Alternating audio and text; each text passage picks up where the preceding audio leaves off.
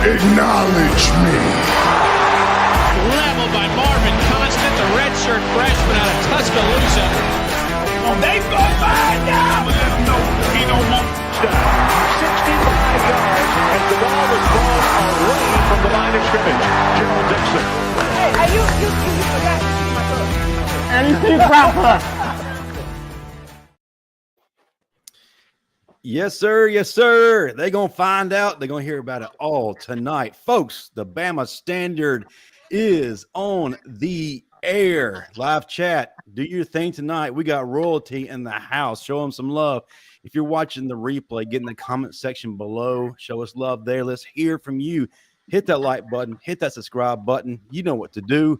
I'm your host, Justin Riley, and with me, as always, are living legends, the ones that make this channel the best there is, headlined by none other than the undefeated, undisputed king of comedy. He's everybody's cousin, but more importantly, he's the star of the show. Ladies and gentlemen, Steve Brown. Thank you. I'm happy to be here, man. Just ready to talk some Bama football and, of course, other things. Let's make it do what it do, people. Make it do what it do. I see you found that pullover in the back of Dollar Tree while you were shoplifting, huh? Oh, my God. Here we go. Why the Nike sign upside down on the back of it? Upside down Nike sign on the back. That's awful. And the biggest hater on the panel, he's a 1999 All-SEC linebacker. When Ric Flair said to be the man, woo, you got to beat the man, ladies and gentlemen. He's still that man and a certified cloud engineer, Marvin Constant. Hey, roll tide, people. Built like Ric Flair. Go ahead. I'll let you have that one for now. Woo! Okay. And a man that runs the opening kick. He's never short of letting you know how he feels. He recently got upgraded, moved up to the main show. He is the champion of Galettes, Daniel Pettey. What's up? I'm just glad you're sticking to the script and not wearing these loose-ass sleeves no more. I'm telling you, that first time you did that and your sleeve was flat like a boat sail, I was worried about you. Well, I just thank you for sending me the link to Baby Gap, so I knew where to get my shirt. You ever see the toothpick with a napkin folded over? That's what that shirt like on his arm. I read your book, and 2 weeks later, here I am. Hey, man, I read his book and ended up with man boobs and love handles, so I'm good. Well, how did you explain the complimentary baby oil that came with the book to your wife, Pettey? Steve, you were born with high estrogen levels. Don't do that. We don't talk about that. We talk about everything on the Bama Standard. There's nothing sacred here. Reggie's already scared to sit next to me on live TV. Now he's going to be scared to sit next to me on video. But you know the thing about it, though, Reggie is setting. Hold on, Reggie. You're setting a great example. Put your arm down, Reggie. Put your hand down for a second. You see how he has a Nike check on his Alabama? And Steve got, I don't know what the hell that is on his. It's because mine official. That's why. It's from the source. Hey, man, hold on. Whoa. Timu's Wait a minute. Whoa. Hold on. No, that's a wish. I gotta say this. You know, I don't never talk over nobody, but Steve, I gotta talk over you right now. Go ahead, bro. I don't know what color of shade of crimson that is. I ain't never seen that one, brother. It's hot pink with a touch of mango. Listen, not a touch of mango. Hey, man, hold on. Whoa. Y'all are going to be in trouble because Miss Olivia gave me this personally. She really did. So this came from Mama. That's a lot. I don't know where Miss Olivia got it, but we need to go talk to her. Yes. Y'all gonna be in trouble. That came straight from Wish, and the color you selected was Passion Punch. Hey, Marvin. Marvin, you should see the back of it. I got a fat ass. Look at the back. Listen, ladies and gentlemen, tonight we have one of the greatest to do it at the University of Alabama at the position of middle linebacker, national champion, former NFL player. When I say would go lay it down, wasn't scared to stick his hand in there. You know what I would say? Get the hand in there. Yeah, I was never scared to get him now. Ladies and gentlemen, one of my close friends, my even though he didn't answer my message the other night, I gotta figure out to pick that book. Man. Reggie Ragland, baby. Yes, sir. What's that? Yeah. Hold on. Has the shade toned down any justice? No, it ain't toned down. Let that go. you got that from Buc-ee's with one of them brisket sandwiches. I know. I ain't gonna lie to man. Don't talk about Buc-ee's because that damn brisket do be good out of there. Man, it's on point. You can't say nothing about that. Let me get 20 on Pump 8, a brisket sandwich, and that whatever that is over there on that hanger. What is it? The beaver nuggets? I have to go get them too from up out of there. Well, you spent 30 minutes looking at the 27,000 different types of beef jerky. Man, come on. Like it's 30 minutes or better in that place. It ain't no less. That's why I don't even stop there. I just keep on going. Shit, I'm stopping. Damn what you talking about. Justin, start your show before these guys get back on my Bama gear. Don't call that Bama gear. Call that Amma. Take the B off. We Amma. Amway.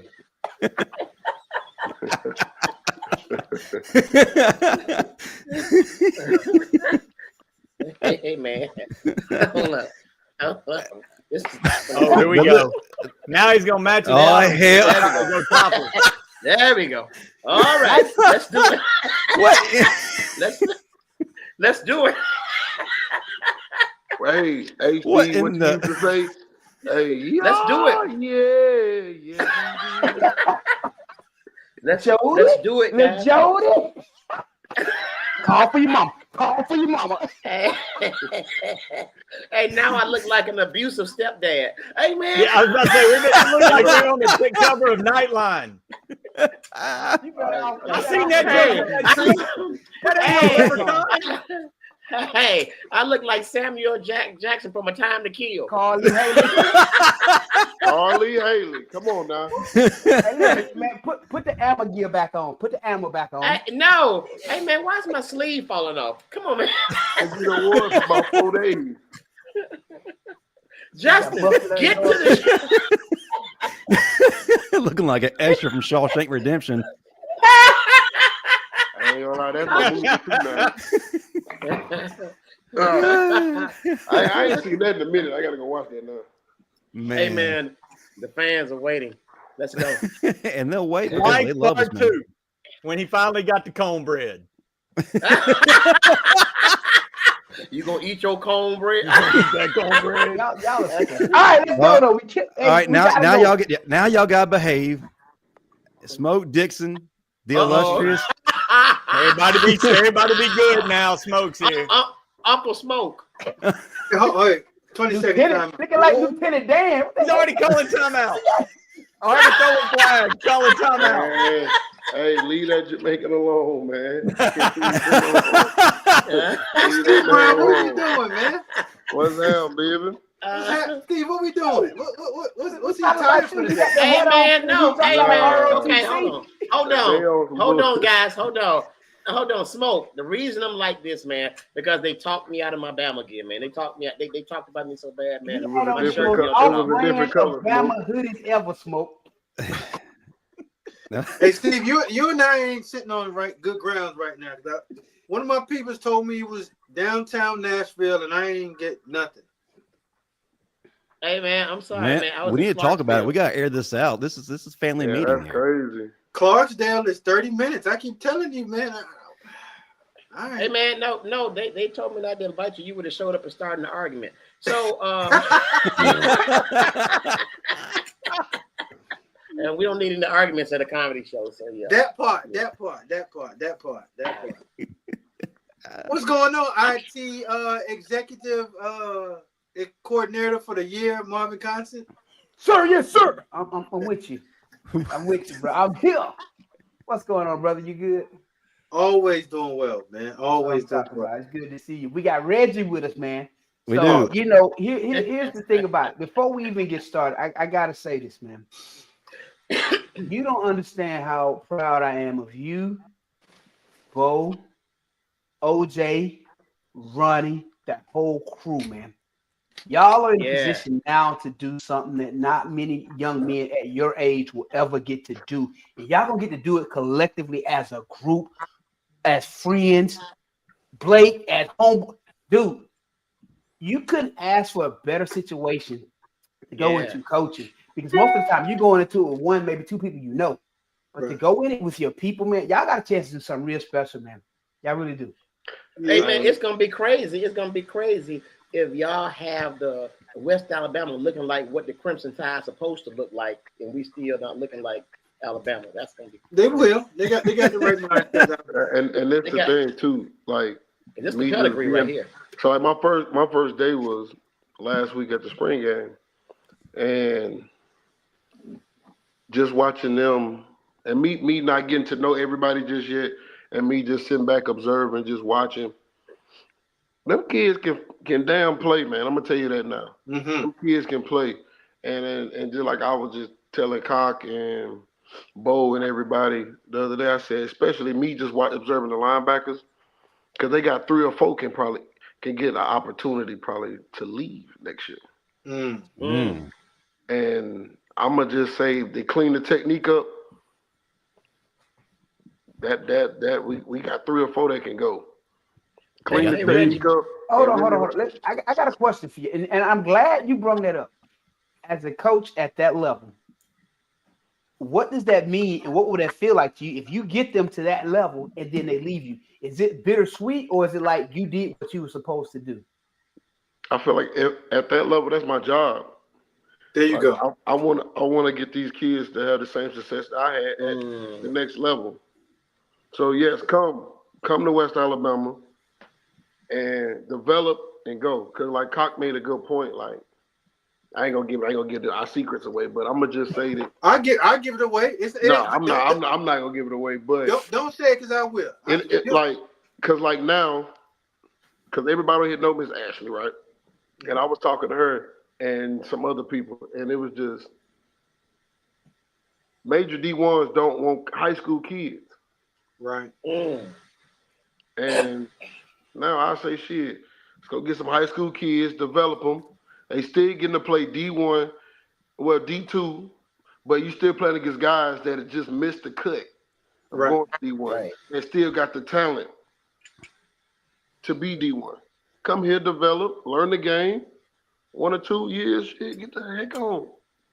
Rag, you know what, Rag? What I shared with some of the guys through my consulting, Smoke Dixon Management Incorporated. You just had to pitch that, didn't you? You just had to pitch it. Right, Smoke Dixon Management Incorporation, my consulting group. Listen, when you're working at that Division I, AA, Division II, you have to sell that picture. All I want to do is get you to wherever you want to get to. Come play for me for 2 years, 1 year. And whatever happened, I'll help you get there. I'm not going to hold you back. And like you just said, you have 3 or 4. If I'm a young man out there, I'm sitting up because I get to get coached by Reggie Ragland, one of the best linebackers. Marvin Constant didn't have you on that top 5 group, Pop. But it's okay. I'm just going to put that disclaimer out there. That's what later on. Man, why are you starting stuff? Bringing up old stuff. Always got to bring up old stuff. He shows up late, and he starts stirring up. Hold on 1 second, see. Hold on 1 second. Smoke, with the point you're making, I want you to add something to that. Go ahead. How many guys do we know and that we see, they didn't work out in high school? They were from poor families, so they didn't have the nutrition that they needed. But when they got to Alabama or these other programs, and they got in a structured program where they were able to eat regularly and lift weights, how much they developed between year 1 and year 2 and went on to be superstars. There's so many kids in that bracket, in that demographic, man, that Reggie, y'all got a chance to really impact. You're talking about, Marvin, you're talking about the 80 percentile. Like 80% of the kids need that. Because other than, you guys over there at Central High, you guys had a great weight room program. You're genetically blessed. So you came into college all ready to play. Cats like myself, Rag was big, but he had to get that right weightlifting program in him to get to where he was at. I was a basketball player. Right. Most of us play 4 sports all year round. We're not in the weight room like you. So we need that right nutritional base. And we need the weight room. And we need time on task. We don't need to get redshirted, then gray shirted, then purple shirted, then blue shirted, and you sitting there like, this is 3 years and I ain't played yet. You can go to West Alabama, play from day one all the way through that season, restack your market value, create value for yourself, see what that's like, level up. And don't be mad at that because you're doing a heck of a job, because if you weren't doing that good a job, nobody wants your talent. And it's still good. You want to know what's crazy, Smoke, that you say that? Do you notice guys who go like JUCO, then maybe go D1 or maybe D2 and then go to the pros have better careers than guys that start off in D1? Absolutely, bro. And it's just crazy that it just hit me, and it makes sense now because they're already being like the pros. Yes. They're having to go through one scheme, then maybe 1 or 2 years. If you're in the pros, coach might get fired. You got to learn a whole new scheme. Let's say you're on a 1-year deal. You go to the Browns. Boom, they don't want you anymore. You might have to go to New York. So that's you go from 3-4 to 4-3. You go from a totally different city, and what you have to adapt and overcome. Mm-hmm. And that's all that we all look at and say, "Oh my God, this is bad." No, there's always something good if you take it out from it. It's easy to take bad from it. So these kids are resistant of competition, don't want to compete. Some of these young men truly can't play at the level that they started out at, and they need to go get their sharpened up on their skill set, and that's either dropping down the level or starting at a lower level and leveling on up. Yep. I think we're going to get a little ahead of ourselves. Reggie, talk to me. Let's back it up just a little bit. How did the whole thing come about? What was the phone call like? Or was it just, hey, I need you, and you were there? Was there an actual interview process? Walk us through how this all started for you as Coach Reggie. Well, me and Smoke talked all the time, and Smoke knew. Initially, I've always said I never wanted to coach, like after playing ball, and I'm gonna be dead honest. Yeah. But it's always funny because one of my favorite sayings is, "You ever want to hear God laugh? Tell him what you got playing." Right. Ooh. So, and one day probably like 2 weeks ago. Yeah. I had a missed call from Coch. I'm like, what Coch got going on? Me and Coch was gonna talk like that. Then Mike McCoy hit me. Then I was like, man, let me just call Coch back and see what he wants. So boom, called him. He was like, man, I need you. Come on. I was like, what, you want me to come coach? He was like, yeah. And I just told him, let me think about it. And then he kept being on my ass about it for like about a week and a half. I was like, man, just let me come and just come check it out. And let me just see. And then when I got there, I don't know, it just something that hit me. As soon as he asked me again, I said, yeah, I'm going to do it. Yeah. Can I give you one piece of advice, though? What's up? This was the thing I struggled with most when I used to coach. We all got it in our head. We were so great. We did it our way. When coaching, you can't take that approach because everybody can't do it the way you did it. That was the most difficult thing for me, to remove myself from it, to say, teach the kid the fundamentals, give him what he needs, not what I think I need or what I think he needs. Give him what he truly needs. It's crazy you say that, Marv, because I'm already thinking about the type of style of a coach that I want to be. Like, I know how I struggled as a player, and I saw how my coaches didn't adapt to me as my learning style. Mm-hmm. So my thing, like, I'm gonna be the assistant LB coach, and I'm cool with that. I'm gonna be working behind the DC, and I wanna go slow with it. I wanna learn how to game plan, because being a player, you don't learn how to game plan. You just sit there and watch your coach give you the game plan. So I'd rather sit back and learn that way. But I like the fact that I'm assistant linebacker coach, because I can get to know the kids, and I can talk to him how I used to talk to my teammates, far as understanding them as people. So now that I'm learning, some guys I can yell at, probably could yell at. Some guys I can't yell at. Right. And some guys I have to bring along, and some guys I got to work a little bit harder with. And I know I can't just coach it just one way. It don't work like that. Right. And that's I ain't gonna lie, that's why I feel like a lot of guys struggled at Bama that didn't get to play and left the program, because Coach Saban and Kirby only coached it one way. Right. And I get it. They want guys that to play in that system and understand, pick up things fast. But guys like myself, it took me a second. Right. And I'm cool with saying that, but I feel like if I want to help this program go, it's a couple guys I gotta help. Come on, speed along faster. And if I gotta stay a little bit longer, go out on the field and we walk through it and talk it out. Like for me, shoot, I said, man, just look at it for 15 minutes when you wake up, 15 minutes before you go to bed. It's on your mind, and then you'll be walking to class like me and thinking, damn, that's how the hell you play that. Right. And you know what, Reg? The beautiful part of it when Cochran gave that call, and then you called me, and we're sitting there and we're talking, and I was like, bro, Pop, you always wanted to coach. You just was fighting it. Because when you used to come in my office, we sit down when we was in Buffalo together, and we're talking, you weren't talking like a player. You were talking as if you were coaching it and understanding it. But what you went through at Bama your first couple of years actually helped your whole entire playing career, and it was lining you up to be a coach. Because you saw exactly what was going on. You're like, you know what? There's a lot of coaches that truly don't know how to teach. Yeah. And I used to always say it to you and say, Reg, let's listen to this, bro. Coaching, you are a teacher. And if you can walk into a classroom and point out, oh, that kid's dumb, that kid's dumb, that kid can't learn, that kid can't learn. What is your purpose of being a teacher? You're a teacher first. So you have to find out how your pupils learn. And whatever the learning style is, adapt to that. Some might need to write with crayons. Some might need pencils. Some might need pen. You have to find them and interact with them in any way, shape, or form because they have to get that curriculum. And everybody ain't going to be an A student. But if they try their best and work their tails off and they're C student, celebrate them as just if they made an A. Facts. I got a question from the audience that directly ties into your coaching style.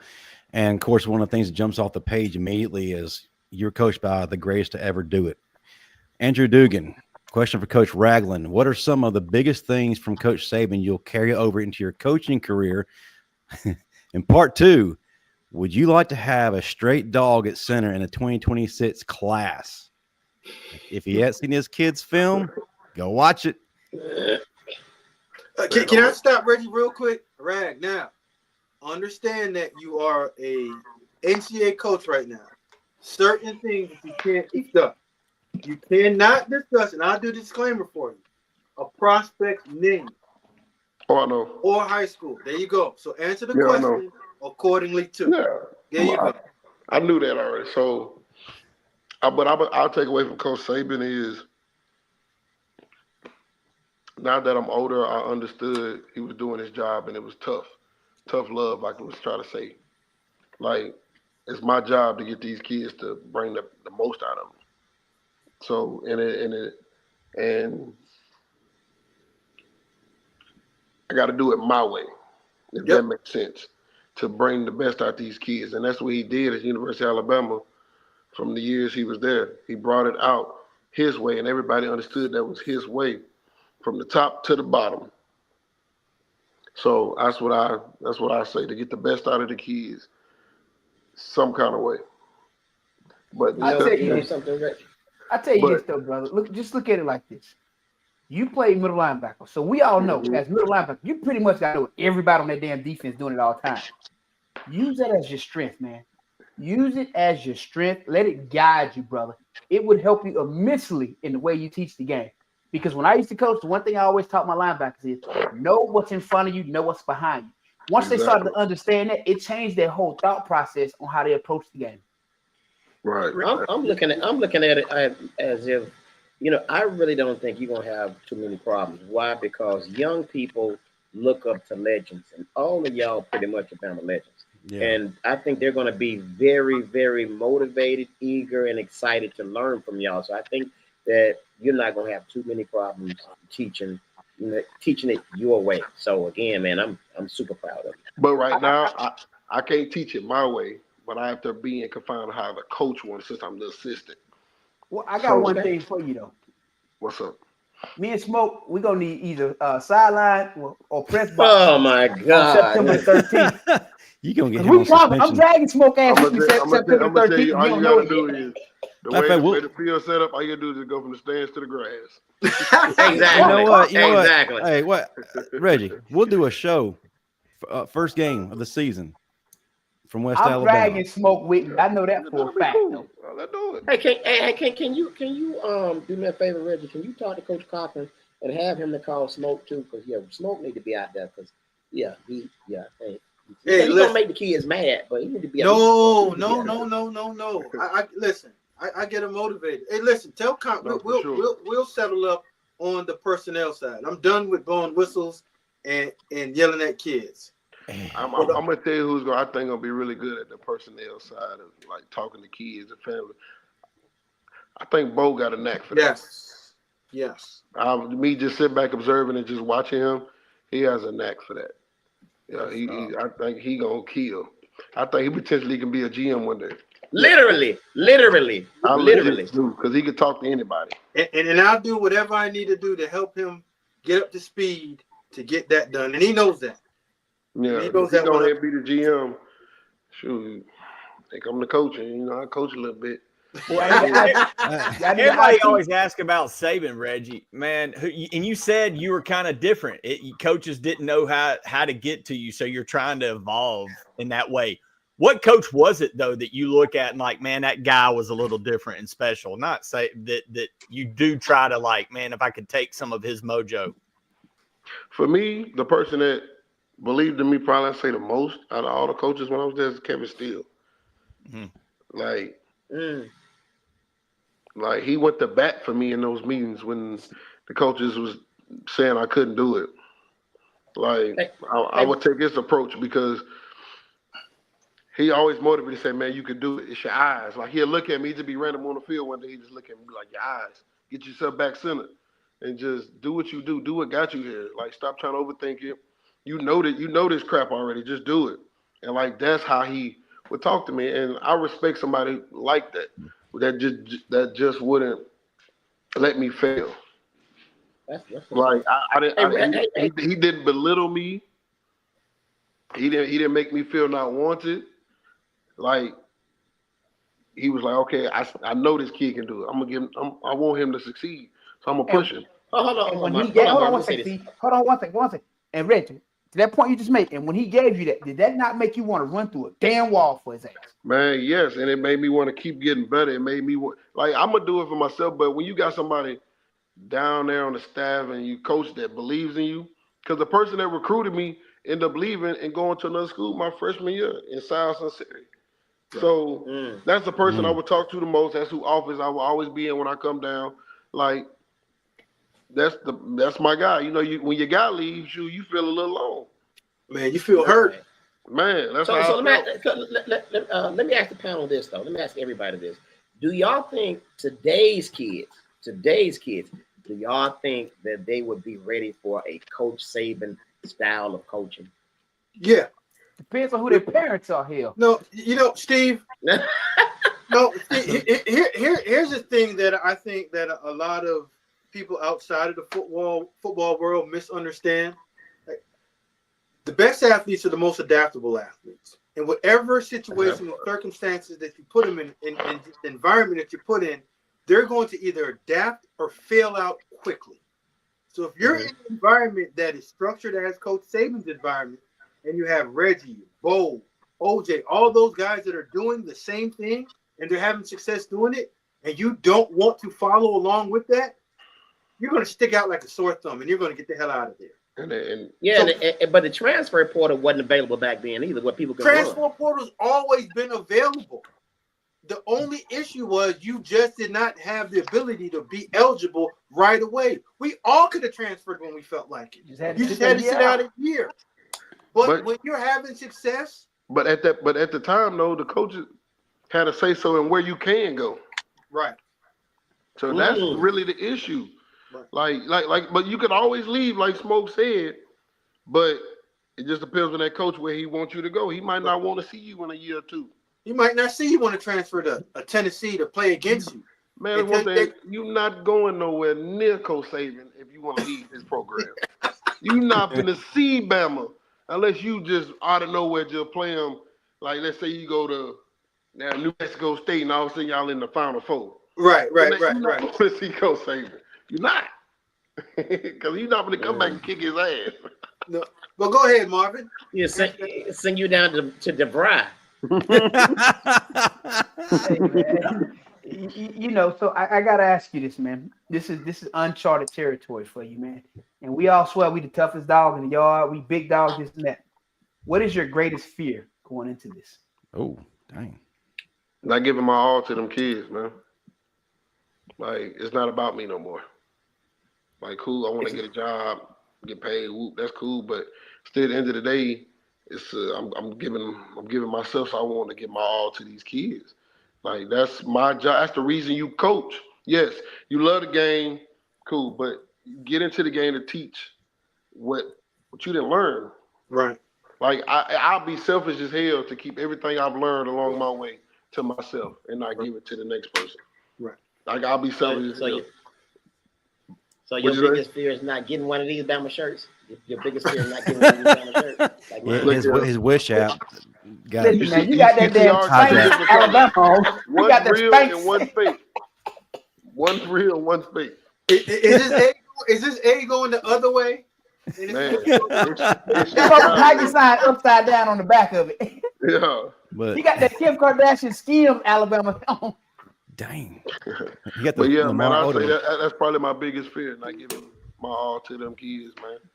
Like, I'll be selfish as hell not to do that. But you know what, Ray? Always allow your fear to be your strength.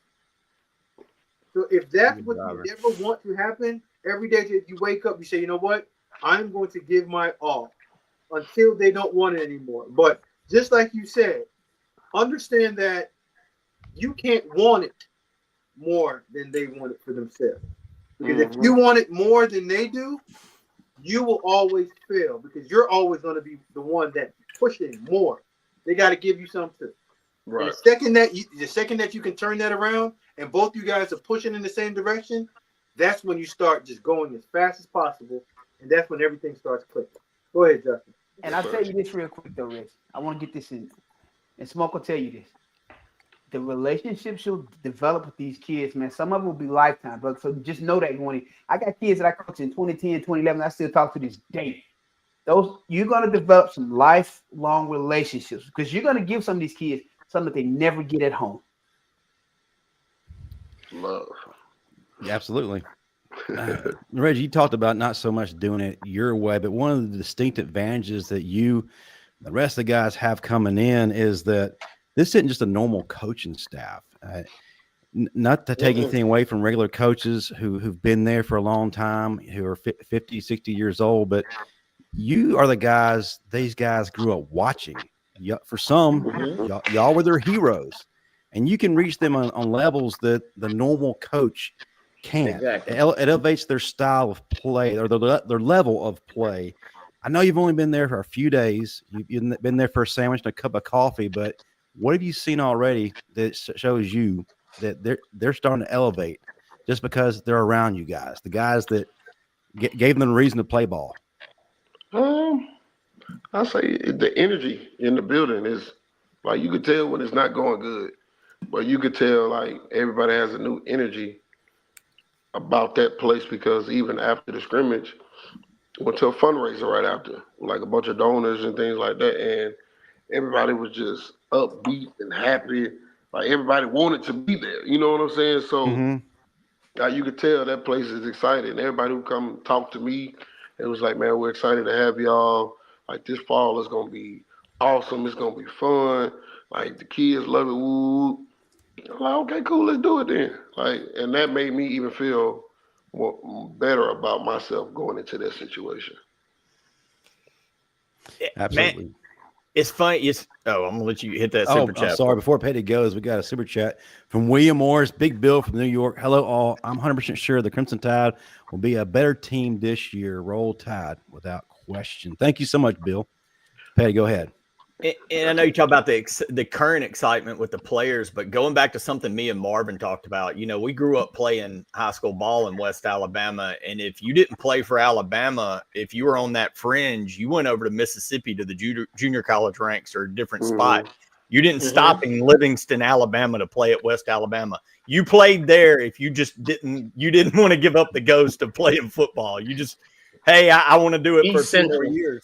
But with the influx of you guys and the names, what y'all are just talking about, man, I feel like this is an opportunity much bigger for that city to grow and stop some of that talent. There's so much talent in West Alabama that ends up in Mississippi at junior college and ends up all over the country that gets East away. Central.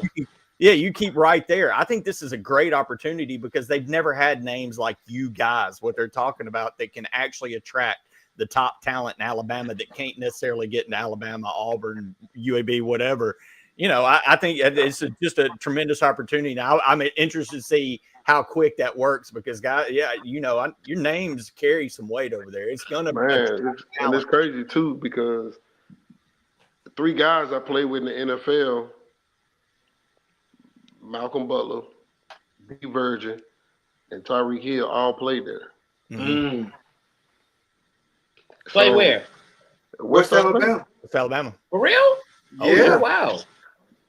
Yes. So, just seeing those faces and names on the wall should give you hope.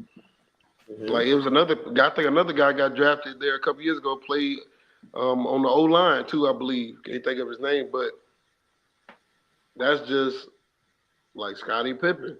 Played with D2, D3.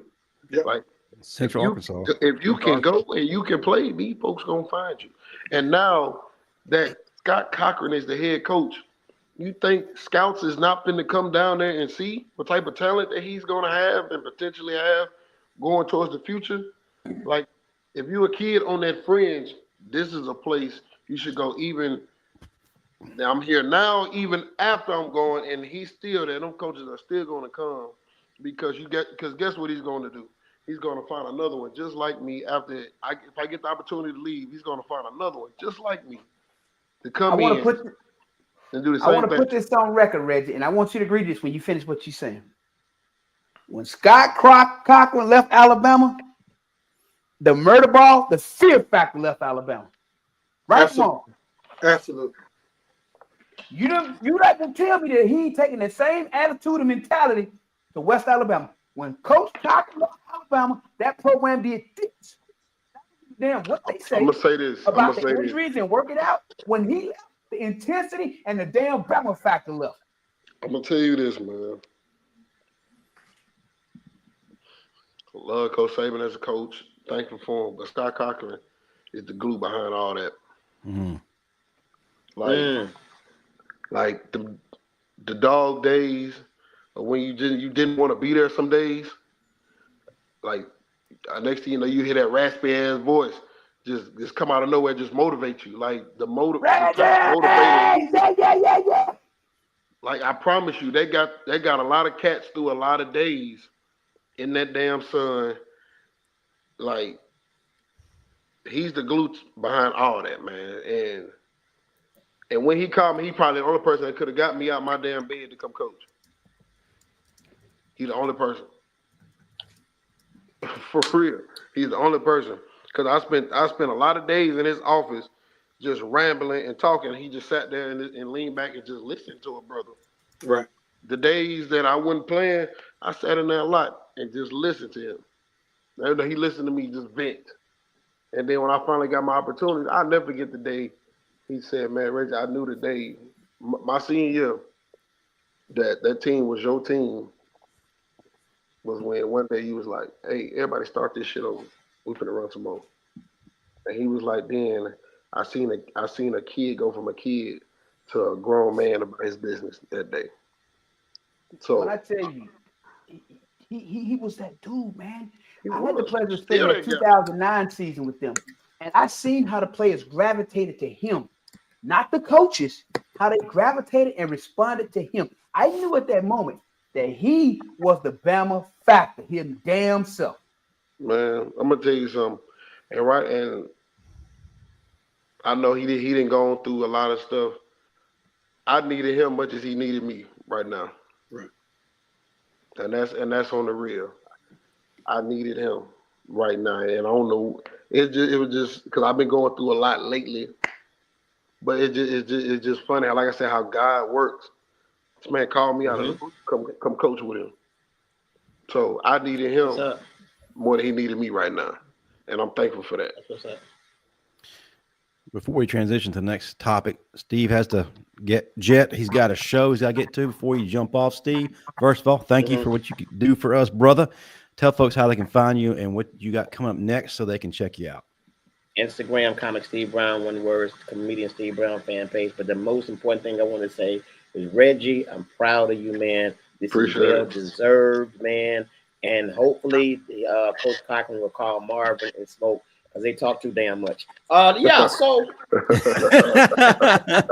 Hey, Steve better because he's the IT director. I ain't coaching him. All right, so I'm about to go take off my hot pink Bama shirt and put on some real clothes and go do this show. Love y'all, brothers. I'll see y'all soon, man. All right, be good. All right, good. Smoke, that ties into what you were talking about with me the other day, and I was asking about the importance of the strength and conditioning coach, and you know, everybody makes a big deal when the new guy comes in. I'm like, what's the big deal? Well, lifting weights is lifting weights. And you're like, well, that's true on that aspect, but there's a much deeper level to that guy that goes way past that damn weight room. That's 1% of his importance to that program. The rest, and that's what you just played it out right there, Reggie, talking. And you're talking about, man, you're worried your biggest fear is giving 100. With Cochran and what y'all just talked about, and his ability, like you said, Marvin, he was the glue behind that team. And Reggie, man, I've been around you, a couple times live now, and what people are already picking up in this chat, you're a deep dude, man, and kids are going to relate to that. You're going to be able to get to these kids, and they're going to respect you, first of all, because your name and the way you played. But then when they get to see who you are as a person, you're going to be able to get to these kids, bud. You're going to be all right in this field. Man, my friends love to say I'm preachy at times.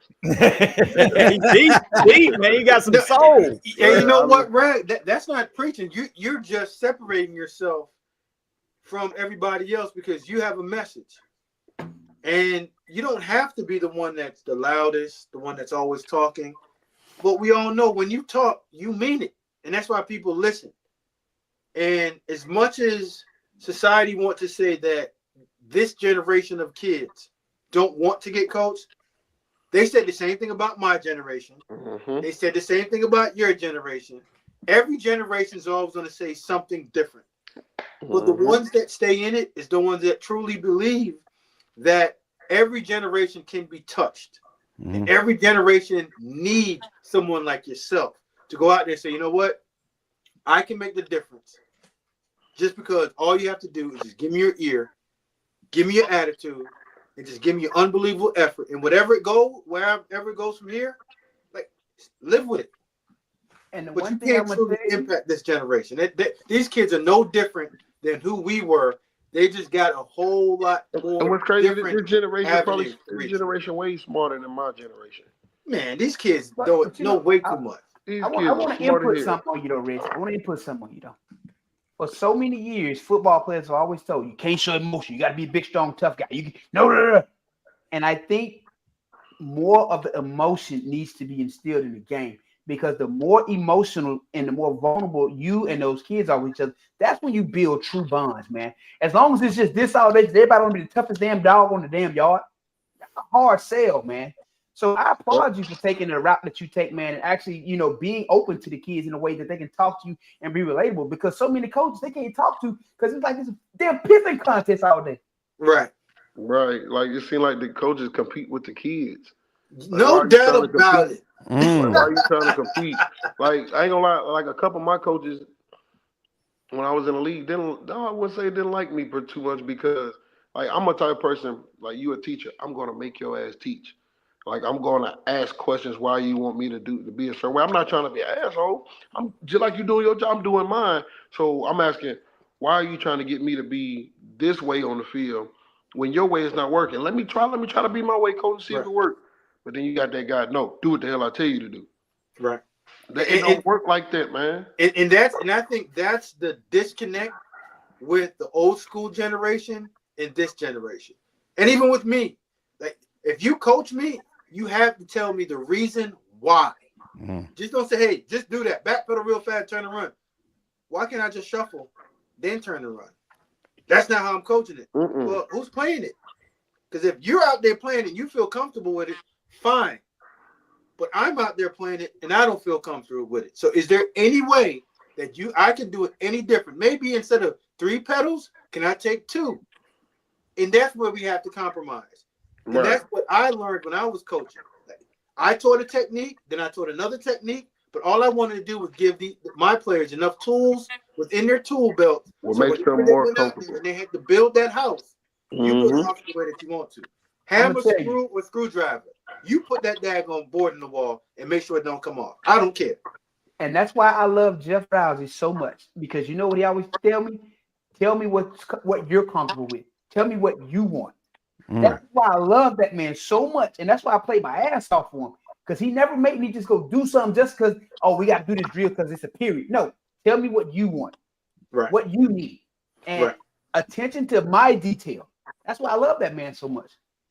And that's why Coach Rousey was such a daggone good coach. And that's why to this day, you speak of him. Every time you speak of him, you say Coach Rousey. Yeah. Not Jeff. You know what I mean? But you mentioned so many times it being a God thing. That was a God thing when coaches were doing that to you, Reggie, because it sucked in now what then, but not what you needed. But now you're going to be a better coach because of it. You're going to make it better for kids because you know you're going to give them that leeway, that ability, and then be able to coach it. It just made you better. Yeah, man. I just want to see them kids succeed, man, and get the joy out of the game that I had for, like I didn't got to do everything you want to do on a football field. I done done everything you can do as far as a football player at the highest of the highest. And I'm thankful for that. So at that level, I would love to see them kids go on and potentially do what I did. No doubt that what's going on at West Alabama has touched college football in a big way. And with that comes change. Building a powerhouse starts with changing the culture. And we've already talked about it. You're coming to a program that, let's face it, was not a destination football program. So what ingredient comes first to transforming the culture there and ultimately becoming a powerhouse in the long run? Man, just like the school itself took the initiative to call a guy that had the highest of the highs and also the lowest of the lows. And they know he's still a leader of men. So they gave him opportunity. So therefore, the school started right there with Coach Cochran. And then Coach Cochran said, okay, cool. I need some guys beside me that can get it done too. And like, I know everybody's talking about me, Bo, Ronnie. Well, not me yet because it's not officially announced yet. But like, people don't realize do y'all remember C.J. Hampton? Ole Miss? From Ole Miss. Yeah. Hey, he's on the coaching Meridian. staff. He's on the coaching staff too. So that's a guy that played in the league and played ball at the highest level. So we're not just the only ones there. Like, we got a bunch of coaches. They got a lot of coaching experience too on the staff that I'm still getting to know, So, and then the special team coach played at Bama. You know what I'm saying? Like, so I say Coach Cochran is going in the right direction by getting people with like-minded that want to see that place grow. I know I'm coming in fresh and I'm new, but I can't wait to see this place in a year from now. Even then, like, it's gonna be a big jump. They getting new facilities built, their locker room, child hall, all that, like, getting added on. So they're taking it in the right direction. So shoot, man, get up. Man, it's just gonna be like how UNA used to be back in the day. Oh yeah. I'll tell you this, Reggie. Reggie. Jumping now, they go up levels. It's gonna be levels to it, real soon. I'll tell you this, Reggie. I have never been to a damn game at Livingston, but I'll be there September the 13th because of y'all. I've never been to a UWA game in my life. Come on, man. This shit gonna be fun. But I'm gonna tell you the beauty of it though, man. All the kids at that level have to pay to participate at West Alabama. So why would I not give my all to these kids, man? like I said, that'd be selfish as hell of me. But the plan Cock has for these kids, for some of them to be able to pay the tuition, is fucking awesome. The plan he then came up with, I'm like, okay, cool, I can get behind this. You're giving the kids opportunities, regardless of you finding ways to make sure they can get. Like I respect that. So why would I not go help a guy like that or help a program like that? Like it's beautiful, man. It's gonna be beautiful. Trust me, it's gonna be beautiful. It's inspiring in a world of college football that everybody's so damn cynical about it. Everybody's pissed about NIL. Everybody's pissed about Porter. Yada yada. Yet everybody's still watching. That's the number. Right. Yeah, that ain't changing. But what they're sad about is the purity's gone. And what you're talking about, Reggie, is purity right now. And this is exciting. And it's guys that we know and love. But this is pure as it gets. You're talking about guys having to pay their way, but coming to play for guys that can get them to the next level. I mean, if you want the pure part of college football, it's happening in Livingston right now with you guys. Come on, it's gonna be exciting. I'm telling you, the spring game. It was a nice crowd there to come see these kids, man. Like you could tell them people is gonna wait till the season. Them people is gonna come. Like this, I'm telling you, they gonna come. Got a good man. The D-line coach played damn near 10 years in the league. You got Bo behind the scenes. Ronnie played college ball. Like you got guys that have played at that level, and like D Square said it best the other day. We gonna make sure we get y'all a good product out there on that field. Because the kids can play like I said, but it's just a couple of technique things. You tweak it, man. That's gonna be out there looking like the runner. Was it what do you call it? Running gun.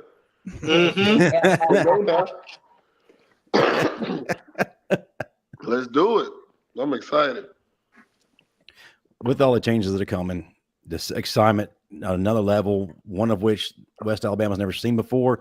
With that comes expectations. Look, y'all have the Avengers formed as a coaching staff. There's no other way to put it.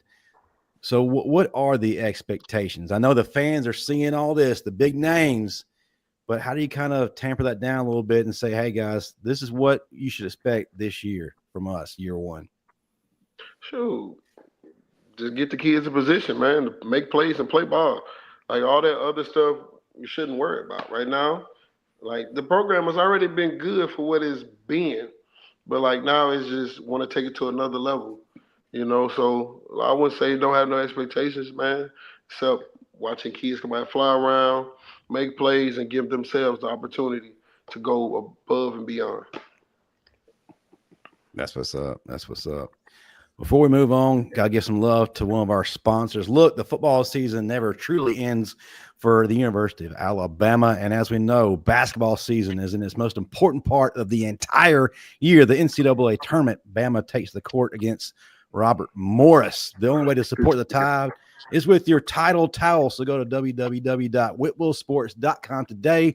Enter the promo code Standard. Get you a nice discount courtesy of your favorite Bama network, the Bama Standard Network. That's right, www.whitwillsports.com. That's March Madness, Marvin. Millions of people will be watching. I watch football. I'm not doing this with you today, Pettey. I watch football. That's all I got. Have y'all ever seen Marvin dribble a basketball? If you have video, we put it on here if you got it. Marvin, it ain't hard dunking. Just jump up and throw the ball in the rim. You acting like, I'm 6'1", I can dunk. That ain't nothing new, man. How far you want my head behind my back? Put him up. Yeah.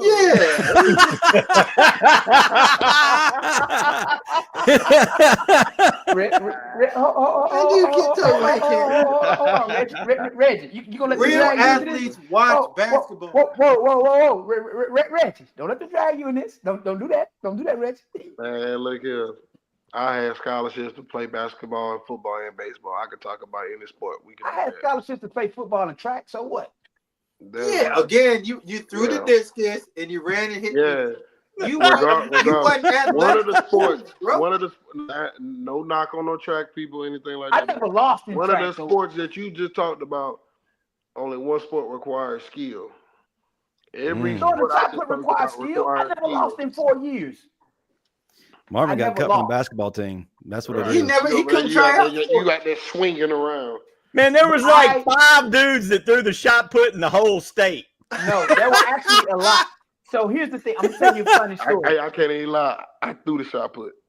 You're the other. They find the linebacker that could throw it farther than the fat dude that tried to do it in the school. I'm gonna tell you, all right, we'll take the linebacker. Listen, so we did a shot put in high school. It was Kenny King used to do it, Theo Sanders, I think Bart Ralston, several guys who we played at Alabama with across, and at all. Like you said, Pettey, 5 guys. Go ahead. The biggest freaks in the state. Listen, I would throw it one time, and I would tell my partner, Jason Jones, defensive back coach at Alabama, his little brother. I tell Josh, I said, Josh, if anybody get within 5 feet of me, just wave. I go sit in the bleachers. Coach Ellison, if you ever took this serious, you could be damn great at it. Like, Coach, I'm whooping their asses. What more do you want? If I can win off one throw, we're good. And that's exactly the reason I went out there. I qualified for state. Tell me why I didn't even go. Because it was like, wait, you mean I can win a gold medal because I'm the only freak out here doing this? All right. I used to whoop I wasn't going to win. Man, there was 2 dudes out there throwing the hell out that damn shot put. I would have played football in the spring.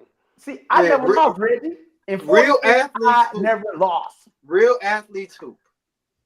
Yeah, I'm a hooper. Marvin can't dribble. You can't dribble. You can't shoot. I can play football. That's all that matters. That's all that counts. All right? I want to see him hit a baseball. That's what I want to see. Man, didn't he try that one time? Hold on. Let me tell you real quick. I went out to play baseball one time my freshman year. I was standing in the batter's box, because I could hit the ball because, as a kid, we always just be out there hitting ball. Man, that dude threw a curveball at me. I got that bat. I walked off. I ain't been back since. Listen, that ball like he's gonna hit me in my face. Like, I'm good. I'm done. No sir. This ain't come on, now. You gotta see the release at the hand, man. Man, that ball like hit me right here. You gotta send it oppo. Hey, Pettey, but if he leave it hanging, you pull it and take the. No. I went and got in the car and went home. No. He jumped back. Paul dropped right in front of him. Oh, man. Hey, you call him what you want. I went home. He threw that curveball at me. I'm good. I'm out. I'm going to go back to football. If I'd have known that, I'd have made Marvin get out on that baseball field at Central with me. One place I could have got him. Yeah, he can hit a baseball if you throw it right to him. Any change. That robotic body, he ain't gonna do nothing. Listen, I didn't even get to a change up. All I got was a curveball first pitch. He ended my baseball career right there. You walked out there and saw Bostic. Was like, oh, that's what a base. Okay, never mind. Nah, I kid you not. That one curveball ended it all. I was out of it. I'm like, nah, y'all got it. I'm gonna go back to the field house and go lift me some weights. Well, listen, let's touch lightly on something related to Alabama. Tomorrow is their pro day. Let's talk about the difference between that and the combine. How much does the pro day actually improve a player's draft stock? Coach Smoke, the evaluator, talk to me about that. In terms of evaluation, what are coaches and scouts looking for on pro day that they maybe weren't in the combine? Quick story. The pro day is what made us fall in love with Reggie Ragland when we were in Buffalo. Because we had reservations on his ability to actually cover and move. Because the way that they played him, everything was in the box. And we were like, can he either cover or get in space? So we went down to pro day and you put on a show. That's where you were dropping in the coverage. We saw your movements, catching the ball. It was like, damn, where was all this? And why didn't it showcase this while he was playing? But in terms of the show, in terms of the pro day, in the combine, you're just going down there now to truly get all the information that you need from the prospect. Same thing as the combine. It's just a smaller scale, but you're getting the same information, but you can get more in detail and more in depth and get to know that person a little bit better. Man, let me tell you something about my let you trip your hips at Alabama, open up, turn and run. Man, and this is the thing I don't get. Like, people think I can't do it or couldn't do it. They just didn't let me do it. They just let him do it. I'm telling these guys I could do this. In 7 years of playing the NFL, dog, I've only given up 3 touchdowns. Mm-hmm. And picked off Tom Brady. And Derek Carr. But I can't move and I can't cover. No, you putting a stigma on me for no reason. Like, you didn't even give me the opportunity.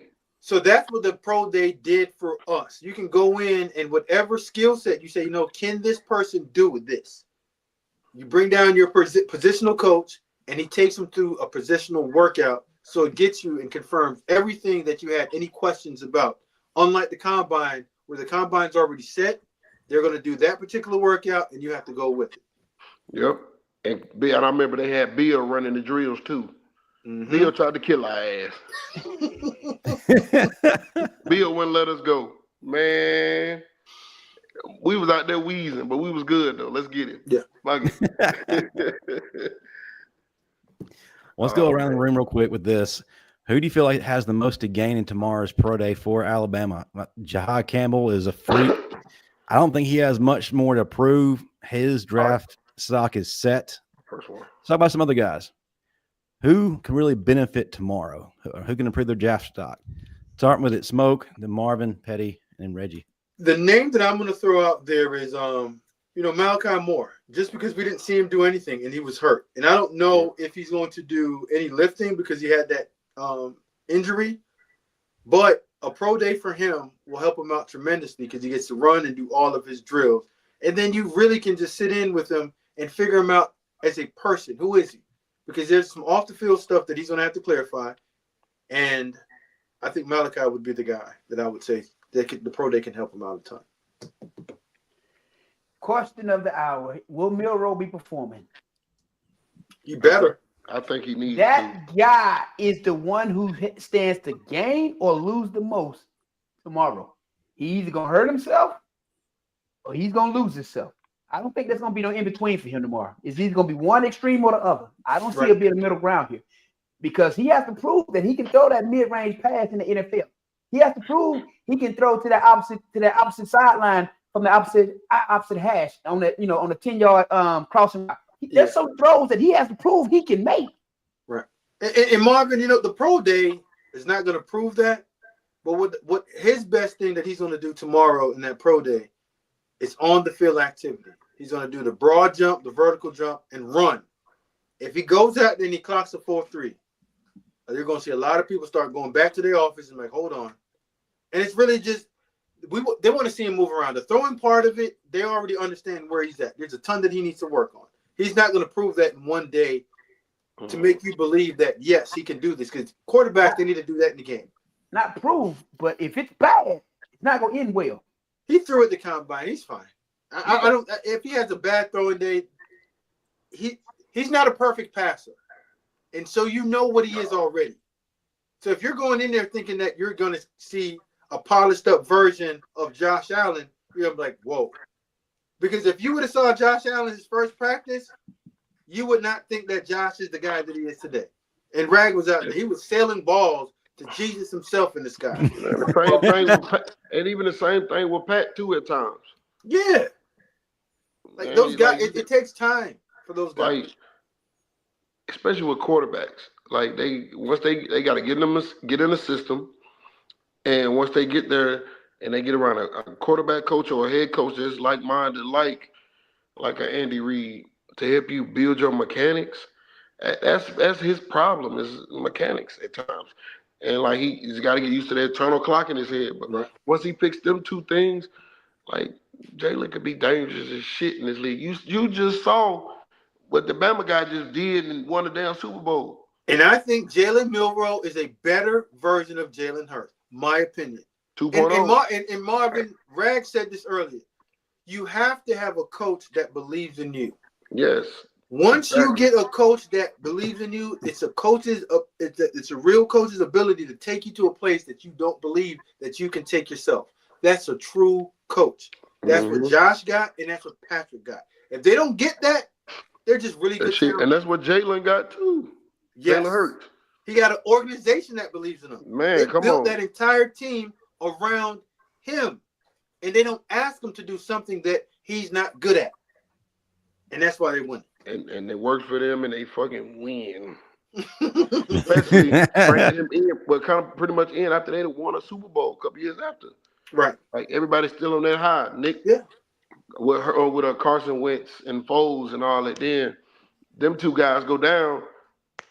Bringing this guy, change the dynamic of the whole team. As much as I think, and I don't mean to go off subject, is Jalen Hurts not being a top 5 quarterback. He's been to 2 Super Bowls and he's won 1.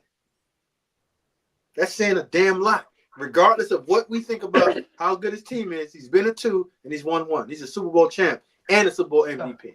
And let's talk about the top 5 quarterbacks in the league.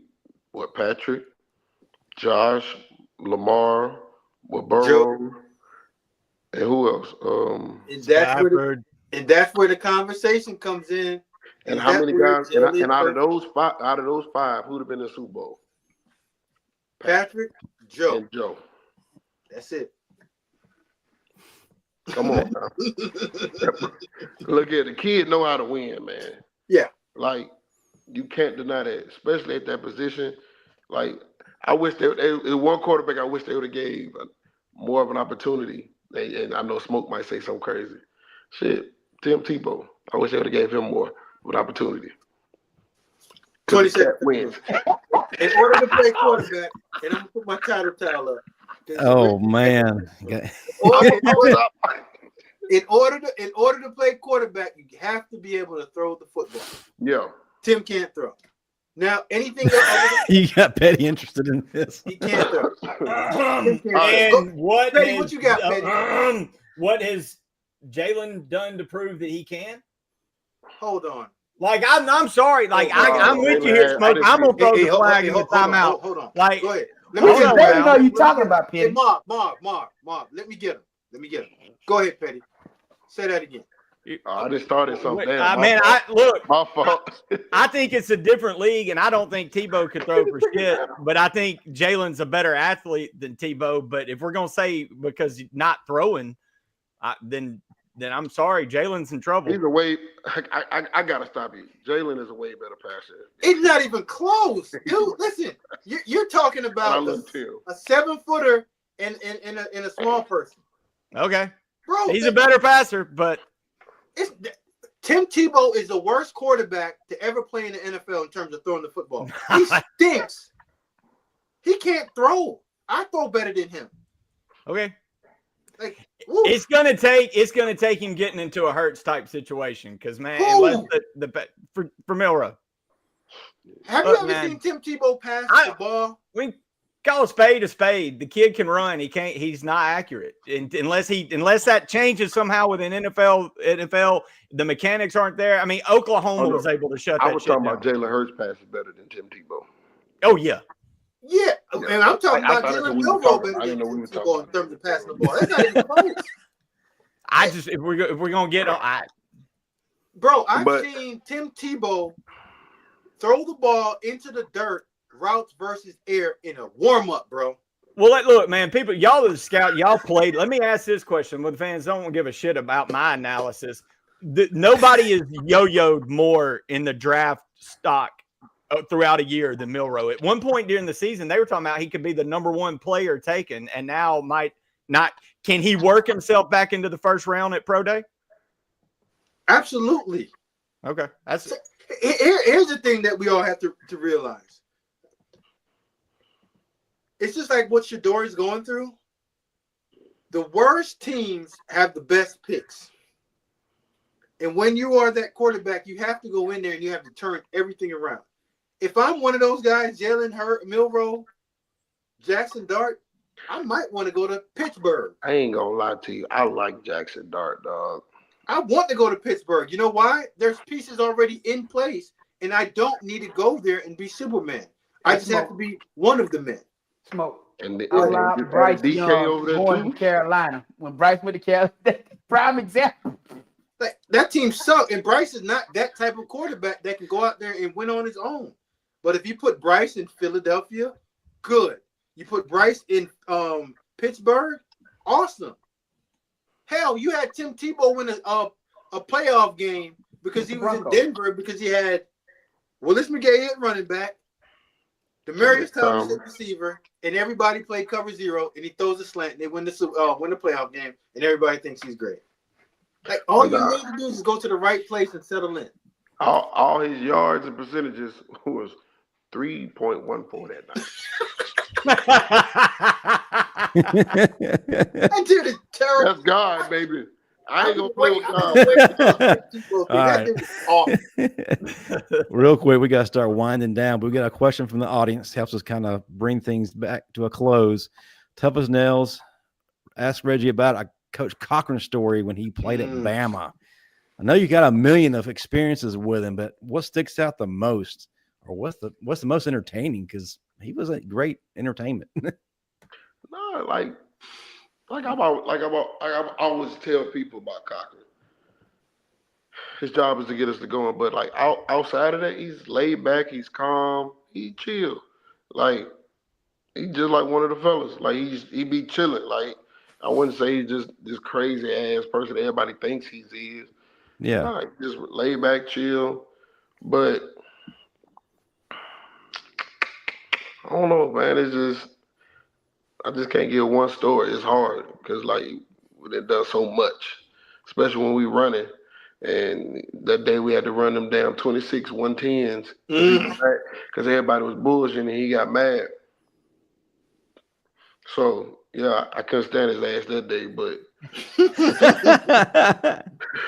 you know, I'm gonna say this: anytime we had a day like that, and he'll bring us in, he'll reel us all back in with what he has to say, and like that's why I say I respect him a lot. I'm not saying he's like my dad, but like my dad used to do shit like that to me, be on my ass and then come back and reel me in. This is why I'm doing what I'm doing. So that's why you respect a guy like that. That's his job. Bust their ass and come back. Because it's funny because I was talking to your boy Mohead the other day. He came down to the spring and me, him, Bo, LaRon McClain, all of us, we was down there just talking and hearing stories of how Mo and Cock and them used to do to us on purpose, like that make you respect guys like that. And like they're my guys, they're my dudes, you know what I'm saying? They crazy as hell. But you respect because of things like that. You want to say hi, man? You got your dog with you? Man, he want to say hi so bad. Spoiled. Man. Talking. Yes, he's got something to say. Yeah. Daddy, hurry the hell up and feed me. Well, that's a good segue to the end of the show. But before we go, I'm going to pass it around the room. Let y'all tell people where they can find you on social media. We'll start with Marvin, then Pettey, Smoke, and then Reggie. We'll let his socials be known. Constant45, X Constant451. Ain't hard to find. X Pettey_Daniel all over this place. X, you can find me, Coach GV Dixon. I'm gonna get to this question in a second for my man. What's his name? Trail Wick Quan. Pull that up real quick. I'm gonna address you real quick. Man, I was hoping we get it. Me and Smoke just stir shit up on Mondays with each other. Well, the thing is, this is a constant theme in the comment section too, Smoke. I'm glad you're addressing this because people are constantly saying this with every video where you have promoted Milroe and you're talking about from a scouting aspect what you see, and they don't seem to understand you did this for a living.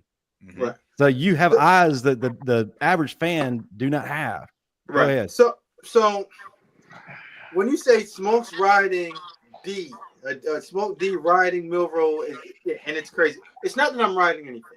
I'm just giving you my true analysis because you can't. And Pettey sometimes he goes on a wave of his fandom, and it's if just hold tight. You made a face. It's if he plays well, he's okay. If he plays bad, he stinks. I don't go on the wave. I'm going to give you his pure ability as a quarterback. And when you look at him, he's not a finished product. He's somebody that has the skill set that you can teach. You get the right person, you can get him there. Because he has a set of wheels that you can't see on anybody else. He can get out of there and he can make something happen. He can make all the throws. And I'm telling you, Reggie and I saw Josh Allen grow over the years to be one of the best quarterbacks in NFL history. It didn't start just one day and he was the Josh that you saw today. It takes throws. It takes being put in situations. He's still learning how to play the position. Cam Ward didn't start out looking like he is right now. He started out low and he worked his way up. So you just have to give this young man the opportunity too. He never had the same offensive coordinator for 2 years straight that believed in him in college. So every year he was learning something new. And he's not that easy to adapt to certain situations. because he's still trying to figure out how to play the game. And if you're still trying to figure out how to play the game and you're getting new information and you have to make new reads, and Marvin said, well, he can't throw that middle of the field. There are guys in the NFL. Jalen Hurts cannot make middle of the field throws that easily. He's not a timing quarterback. But he finds a way to get the ball out of his hands, complete 18 balls every game, throw for 220 yards, maybe 180, don't turn it over, score 3 touchdowns rushing, and they win. The name of the game is winning and being a functional passer. And I think he has functional to really good ability to pass the ball.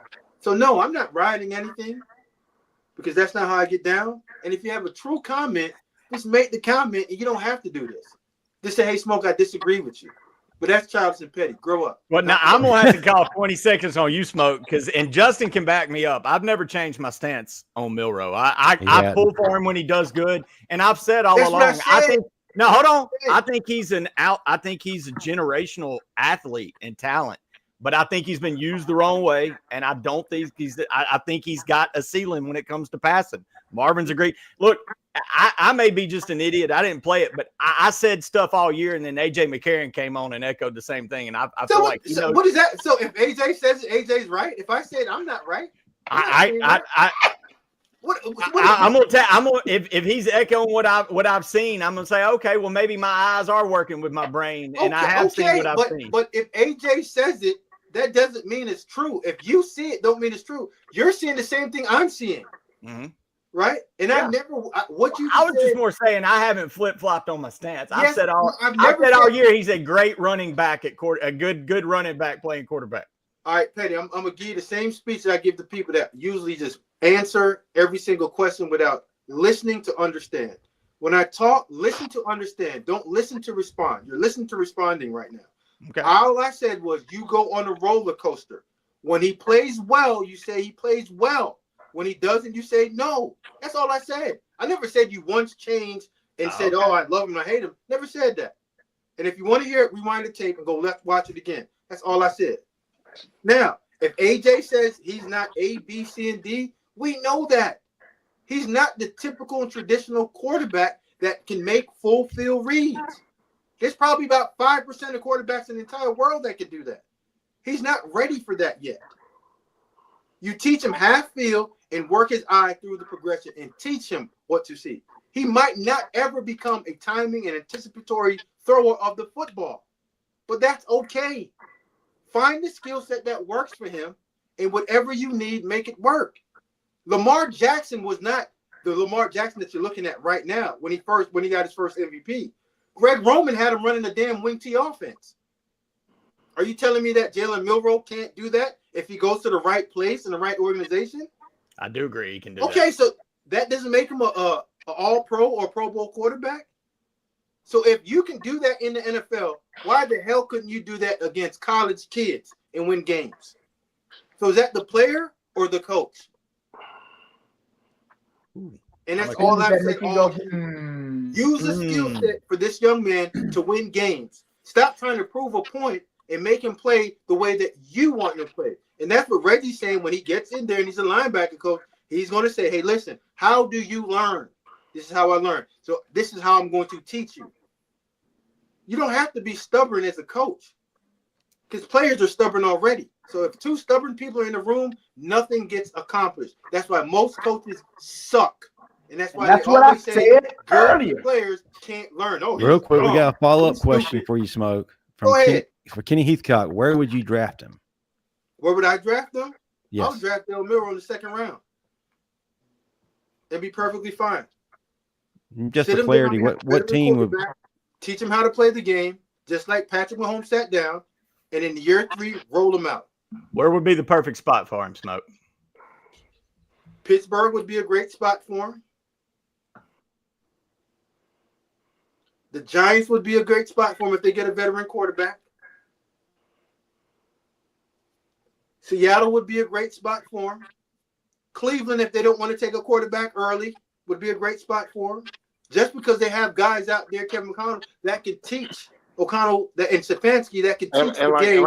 I played for Stefanski. Yeah, I think that would be a great fit for him far as learning, because he's smart as hell. Like, and I think he can catch on to us, Stefanski, because that system he runs is made for him. Yeah. Yeah, because like Stefanski had to change his system up for Deshaun Watson. And the thing with a guy like Jalen Milroe, he don't know what he don't know. Mm-hmm. So you have a raw athletic clay that you can teach. The young man, the first time that he was a starter, his daggone offensive coordinator, his quarterback coach said he should have played another position. Now, Rag, if somebody told you when you were at linebacker, man, you might need to play defensive end, you'd have said, what the hell? And I suck and I can't play. And confidence just gets crushed. Crushed. Because they tried to make me play outside linebacker at Bama. I said, nah, this ain't for me. I ain't no edge setter. Let me come down here. I was there for all the 2 days, and Coach Saban put my head right back in the middle. Yeah,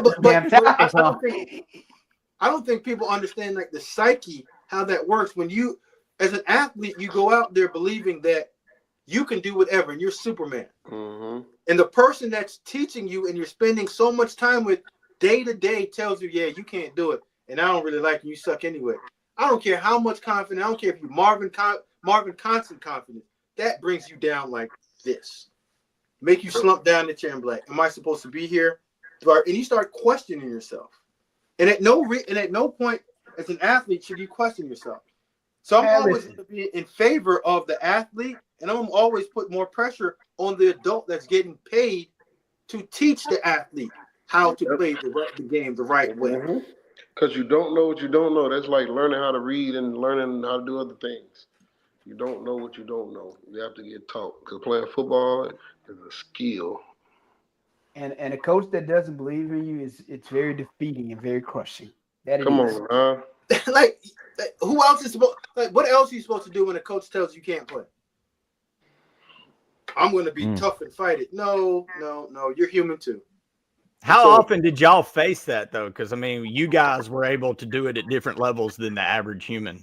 I mean, you have one of the best linebackers in the defensive player of the year in the SEC, and he told you that a coach or so lost confidence in him. I've had that.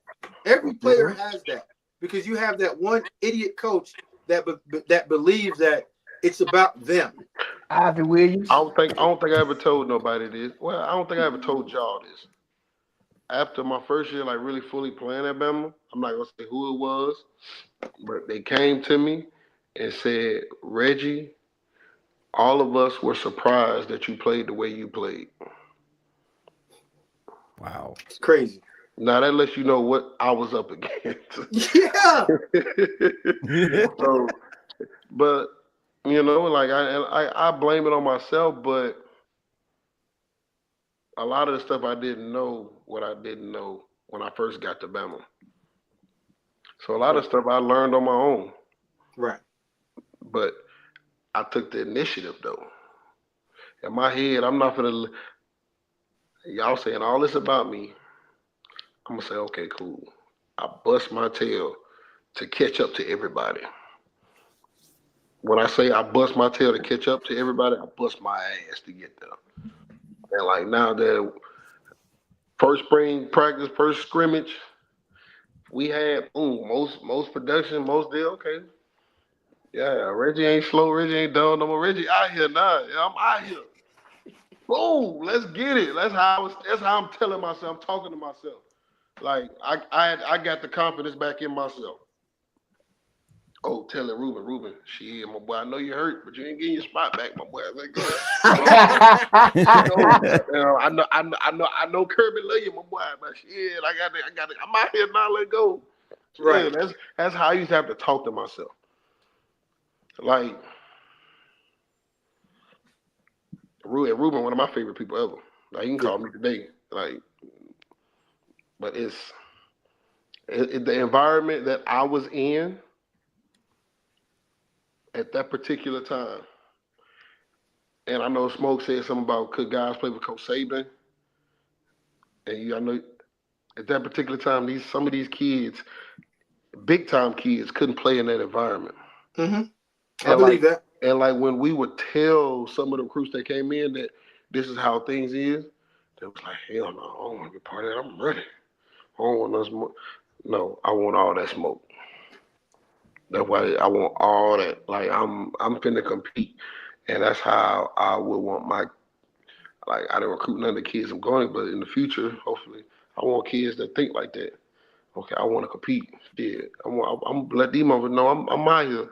I'm all my teammates that I know I hear like, man, this motherfucker Reggie got now fucking up. And okay, cool. Let me get on right. I'm gonna get back. Okay, shit. I gotta catch up to them. They out here playing. They know it. So in my head, I'm like, okay, I'm gonna catch up to all these boys. Let's go. Let's go. Okay, I'm getting tired of when I step on the field, I get the call and I'm stuttering. I'm trying to get everybody looking at me crazy. Okay, cool, bet. Let me get this going. Let me speed myself up because I see certain people around me not helping me speed up, and I get it. When you at that type of place and you got other kids that's just like me, but they picking it up faster than me, you got to go with the ones that's picking it up. But in my head, I'm like, hell no, you motherfuckers ain't gonna leave me. I got to come on. Let's go. Shit. Calling home. My post. Okay. Me talking to my dad. Shit, son, you down there. What the hell you gonna do? Right. Okay, cool. Mom, you know your mama gonna pat you on your back. Baby, it's all right. No, that ain't all right, mama. It's not all right. I chose this place for a reason, so let me go and get this shit done. Okay. Right. Yeah, let's go. No man like back in the country for a reason coming out of high school. He ain't played in 2 years. What he on? Like, I didn't want to be that guy. Right. Because it was a couple guys down there that they let go by the wayside, and they were just cool with it. I'm not cool with that. Right. Like, I'm not gonna go back to Huntsville, Alabama, and I'm walking past people, and I hear, man, hey, but he went to Bama. He could have been there. He ain't do nothing. He was there in high school. Everybody's there in high school. You ain't got to do shit. but when you get to that college level, it ain't about, when you get to the college, it ain't about an athletic ability no more. And I don't give a damn what no scout or nobody say. It ain't about that.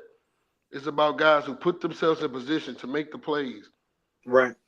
And like they love saying, oh, this guy's not fast enough. Damn all that. It's a lot of guys that go fast the opposite damn way. Yeah, run away from action. But I'm not the fastest. I might be one of the biggest, but I'm not the fastest. But I'm one of the smart. I'm putting myself in a position to make the play more than the guys that you say that you wanted. That's right. Just like when I was in Kansas City. Like they wanted number speed. And we was bottom of the barrel on defense. But then you bring the guy back in, bring me back in halfway through the season. Our defense go from the bottom to a top 10 defense. I'm not saying it's me, but I know in my head, I'm cutting down half of the field. Right. One half mine, everybody else can have it. Yeah. And like that's how I think when I'm out there playing. Like, I got this side. Let's go. Yeah, I remember talking to you when they moved you to Sam linebacker. Yeah.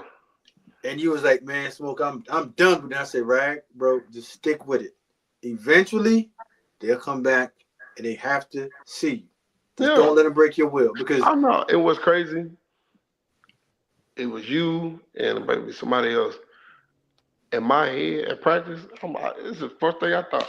I said, shit, y'all ain't gonna let me play out there on Sunday, but damn, Wednesday through Friday, I got to fuck y'all shit up. I'm gonna put you through hell. Man, come on. I'm shooting gaps. I'm doing everything. And they want to get pissed off at me, but they can't. What you gonna say to me? I'm out here working my craft, and I'm talking shit. Yep. I'm working my craft. I'm talking shit. I'm not gonna stop getting better because you say I can't go out here on Sunday. Right.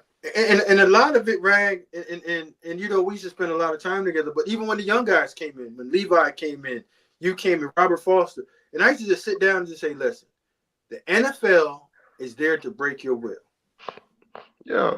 They're going to push you to that limit. And if you give in, or at any level, if you give in to that little person in your head telling you to give in, you're got. Man, you and Doug Whaley gave me the best advice I've ever got in my life. I don't know if you remember, it was me, you, and Doug Whaley talking. He was the GM at the time of the Buffalo Bills. We was talking, me and you were talking till he came in, and you were just telling him like what we was talking about NFL. And he sat there and he said, man, Rich, I ain't gonna lie to you. I'm gonna be 100 with you. My job as the GM now that I drafted you is to find your replacement. Mm-hmm. That's the best advice I ever got. Yep. When it came to that. Because in my head, as soon as he said I thought about it, I'm like, you right. Now I got to perform. You invested money in me now. And if I don't perform my duty, you got to get somebody else gonna come in and do that. But you remember how Wells used to always wrap it up.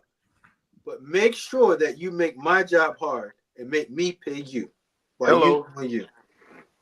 And I ain't gonna lie to you, dog. Should it be so much different? I never tore my ACL my rookie year. Yeah. Oh, that hurt. Yeah. I ain't gonna lie to you, boy. That damn Rex Ryan had me finna do everything in that defense. And yeah, I was ready. Was it you and Preston? Me and Preston. And I was out there frustrating all them old heads. But I don't care what they say about Richie Incognito. That's my guy. That's my dog. That's my guy. Man, they can say what they want to say about him hazing that cat. That's my dude. Well, didn't that all came out to be bullshit just recently? It did. Richie's a great teammate, bro. Man, like, and then I feel like before I got hurt, Smoke will tell y'all, I probably would have been all pro. Yeah, you on the level. Man, you had one of the best camps out of all of our rookies. Man, when Kyle Williams come up to me, Kyle didn't talk to nobody. Kyle don't talk to rookies. But he would speak to me when we out there. So, like, I'm out there, I'm headbutting Richie. I mean, like, I'm out here playing. If I never would have tore my ACL,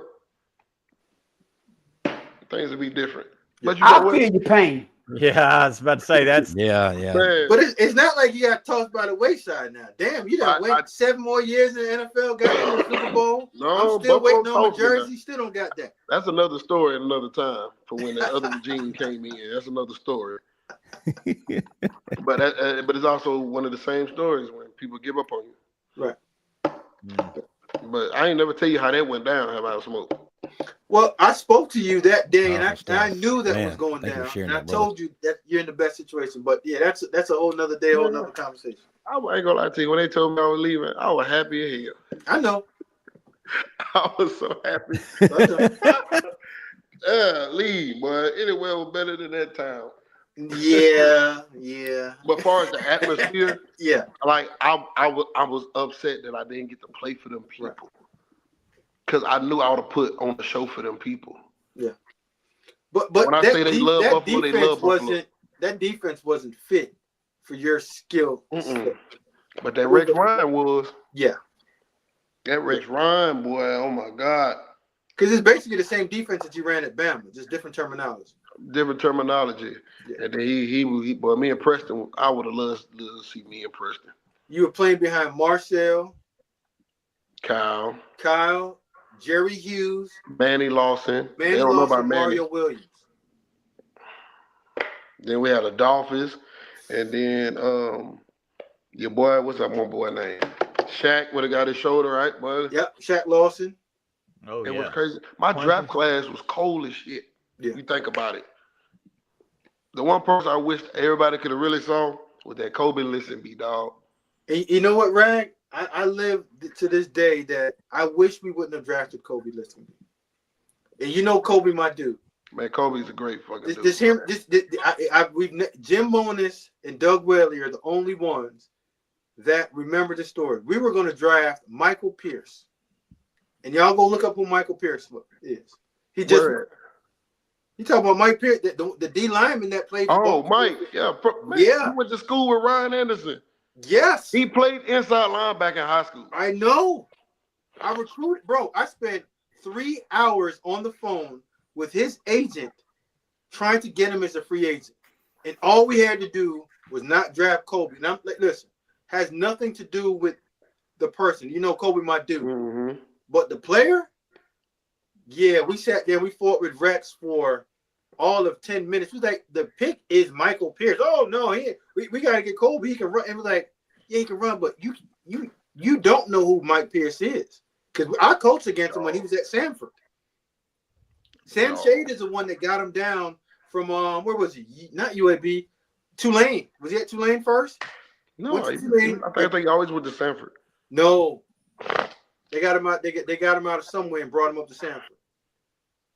But Mike Pierce, mother lover, bro. That's why. That's what we wanted in the 6th round of that draft.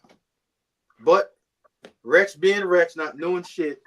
But he ain't gonna talk about my guy, man. Be cool now, brother. Yeah, you can Rex have your Rex. guy. Yeah, you can have Rex. I'm on the opposite end. I don't have a problem with Rex, but he don't know shit about personnel. We definitely need to revisit that. Smoke. Yes, sir. We got away from it. Tell folks how they can find you, especially if they want to have great conversation.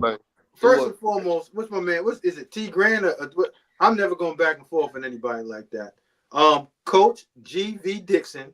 You can find me on Mondays with my guy Pettey. What time, Pettey? 7 Central, 8 Eastern. And make sure that your title towel is upside right. There we go. And then Marvin Constant and I. Moot, what we got coming, bro? You've been quiet for too long. Ooh. Some straight nonsense. Hey, listen, man, pure, unfiltered, raw, uncut, baby. You got the good, the bad, and the ugly coming from myself and my brother here, Mr. Smoke V. Dixon, constantly smoking, baby. All the stuff that everybody don't want to talk about, we gonna talk about it, baby. The one other way, Pettey, I keep telling you, got to go opposite way that you thinking. I'm going with Mississippi, man. Smoking. Oh my dude, God. I'm left-handed and from Mississippi. You think I'm gonna get this shit straight? Then be right-handed, be from Alabama. We're going to address a lot of them hot topics. You know, they already stay mad at me and Smoke for the stuff we say already anyway. But I think we're really about to piss them off now. It's not successful. We're going to inspire the ones that need it. And anybody that wants to have a good laugh and a good conversation. And even if you want to just be ignorant as hell, always jump in the live. We'll always answer your question. But just be respectful. That's all I have. Respect. Yeah. As long as you respect, I'll get any question answered. Once you disrespect, we'll take you off and throw you away. Because there's no place for that. We're here to have good, clean fun and educate people. We're respectable young men on the show, man. Tighten up. Knock it off. Reggie, we appreciate you being on, brother. We're definitely going to be following you and what you do at West Alabama. Every time I play, I'm a walking meme.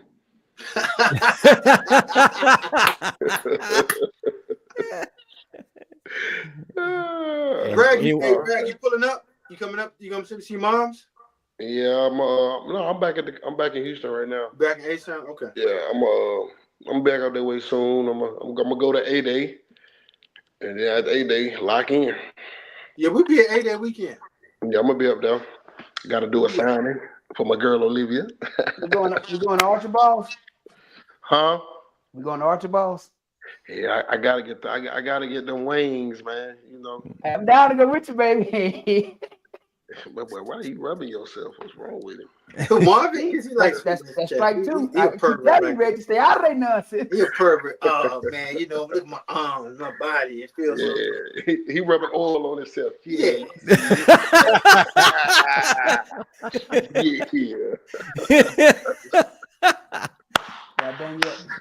Oh man. Yeah, and that's on his OnlyFans. That's gonna be available at 9:00 tonight on his live stream. Oh my bad. Anyway, Reggie, tell folks how they can find you and then how they can come support you this season. Man, you can come find me on the internet cooking at Reggie Ragland on Instagram and Twitter. And maybe a little tickety talk, maybe get on there and do something. Nah, but then you can catch me this fall down there in Livingston, Alabama, at the University of West Alabama, where we're going to put some good product out there and get these kids the opportunities that they need. But we can only do so much at the end of the day. They got to put the effort in, put the work in. I can tell you, but if you don't do it, I can only do so much. But I'm going to give you the tools within my coaching, what the coaches want me to do. Can't step on no toes in my first year. I'll wait till later on in life to do that. I'm just messing with you. No, you kept me in West Alabama and Livingston. That's what's up. We'll be there this fall. And, hey, if we can help you out in any way, bring some of your guys on here. Let's do it. Let's give them some shine. No, that'll be good, man. Like, there's some kids out there that can play. They just need the opportunity and get looked at. And like I said, they in a good position. Scott Cochran, man, all these folks know him. So I hope kids, they hear this and listen. You got a great opportunity with the guy at the head position. He's gonna bring them, but are you gonna bring yourself out when they show up? That's the thing. Well said. Good position with all you guys, man. It starts with Scott, but he's assembled quite the arsenal around him. Yeah, man, I'm excited for it. Man, I'm excited. Like I said, I needed him more than he needed me. So let's get it. Good stuff. Now these kids need you more. So comes full circle, brother. This moment is meant for you. Ooh, man. Put that on the Hallmark card and send it out. Mm-hmm. Let's do it. All right, that's going to do it for all of us here at the Bama Standard. We will see you coming up soon on Constantly Smoking. Don't forget to check them out. And listen, if you have a problem with being told how it is, it probably ain't the show for you. But even if it's not, pull up anyway. We'll see you next week. Roll Tide. Roll Tide.